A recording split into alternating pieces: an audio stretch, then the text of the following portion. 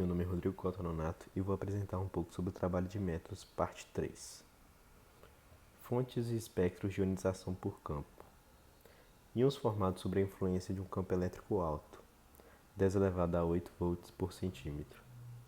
Campos são produzidos aplicando-se altas voltagens, de 10 a 20 kV, a emissores especialmente formados. O emissor geralmente tem a forma de um fio de tungstênio fino, sobre o qual cresceram detritos de carbono microscópicos pela pirólise de benzonitrila em um campo elétrico elevado, como podem ver a figura ao lado. O campo elétrico é concentrado nas pontas emissoras e a ionização ocorre por um mecanismo de tunelamento mecânico quântico, no qual os elétrons do analito são extraídos pelas micropontas do anodo. Uma pequena quantidade de energia vibracional ou rotacional é transferida ao analito, ocorrendo pouca fragmentação. Foi analisado o ácido glutâmico no espectro de impacto de elétrons. O pico do íon π em m por Z é igual a 147 não é detectável. Entretanto, o espectro de ionização por campo é relativamente simples e facilmente distinguível. Uma desvantagem da ionização por campo é sua sensibilidade, que é pelo menos uma ordem de magnitude menor do que as fontes de impacto de elétrons. Fontes de desorção. Os métodos de ionização discutidos até o momento requerem que os agentes de ionização atuem nas amostras gasosas. Tais métodos não são aplicáveis a amostras não voláteis ou termicamente instáveis. Vários métodos de ionização por desorção têm sido desenvolvidos para manipular esse tipo de amostra, como podem ver na tabela alguns exemplos. Estes métodos têm permitido a obtenção de espectros de massa de espécies bioquímicas sensíveis termicamente e de espécies com massas moleculares maiores do que 100.000 Da. Os métodos de desorção dispensam a volatilização, seguida de ionização, das moléculas gasosas do analito. Em vez disso, é introduzida na amostra líquida ou sólida energia em várias formas, de modo a causar a formação direta dos íons gasosos. Como consequência, os espectros são bastante simplificados. Método de desorção por campo. É empregado um emissor multiponto similar ao usado nas fontes de ionização por campo. Ocorre novamente a ionização pela aplicação de um alto potencial a este eletrodo. Para algumas amostras, é necessário aquecer o emissor, passando-se uma corrente através do fio. Como resultado, a degradação térmica pode ocorrer antes que a ionização seja completada. O espectro é até mesmo mais simples do que o espectro de ionização por campo. Desorção e ionização a laser assistida por matriz.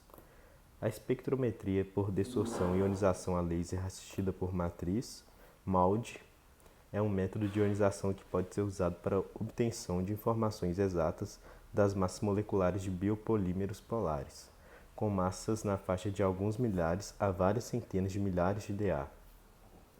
O analito em baixa concentração é uniformemente disperso em uma matriz sólida ou líquida, a qual é depositada na extremidade de uma soma de aço inoxidável ou colocada em uma placa metálica. A placa é então colocada em uma câmara a vácuo e um feixe de laser é focalizado na amostra.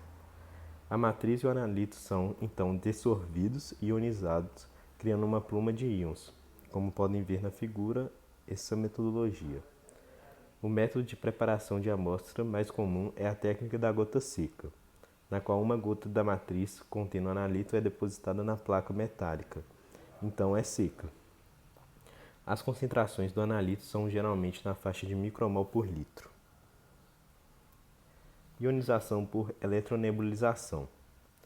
Uma das mais importantes técnicas para a análise de biomoléculas, como polipeptídeos, proteína e oligonucleotídeos, que possuem massas moleculares de 100.000 Da ou mais. Este método está encontrando aplicação crescente na caracterização de espécies inorgânicas e polímeros sintéticos. Por suas contribuições ao desenvolvimento de métodos de ionização por desorção moles, os inventores desse método dividiram o Prêmio Nobel de Química de 2002. Uma solução da amostra é bombeada através de uma agulha capilar de aço inoxidável a uma vazão de poucos microlitros por minuto. A agulha é mantida a vários kV com relação ao eletrodo cilíndrico que a circunda. A nuvem carregada resultante, constituída de finas gotículas, passa. E então, através de um capilar de dessolvatação, onde ocorre a evaporação do solvente e a ligação da carga às moléculas do analito, à medida que as gotículas se tornam menores como consequência da evaporação do solvente, suas densidades de descarga tornam-se maiores até que um ponto chamado de limite de Rayleigh, a tensão superficial não pode mais suportar a carga. Este ponto ocorre a chamada explosão colúmbica, e a gota divide-se em gotículas menores.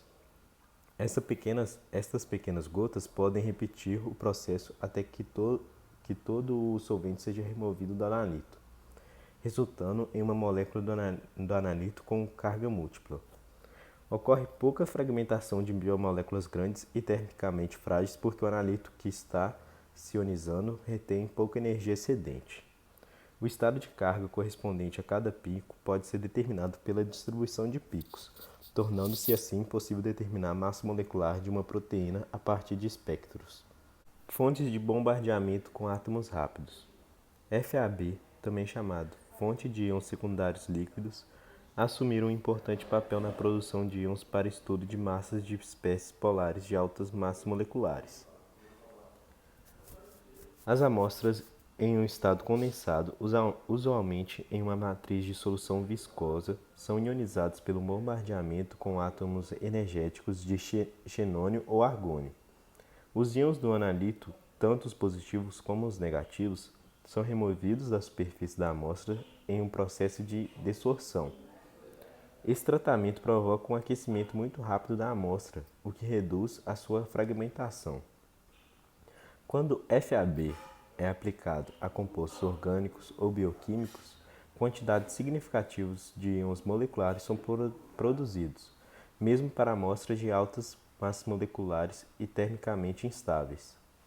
Massas moleculares acima de 10.000 Da têm sido determinadas e informações estruturais detalhadas têm sido obtidas para compostos com massas moleculares da ordem de 3.000 Da.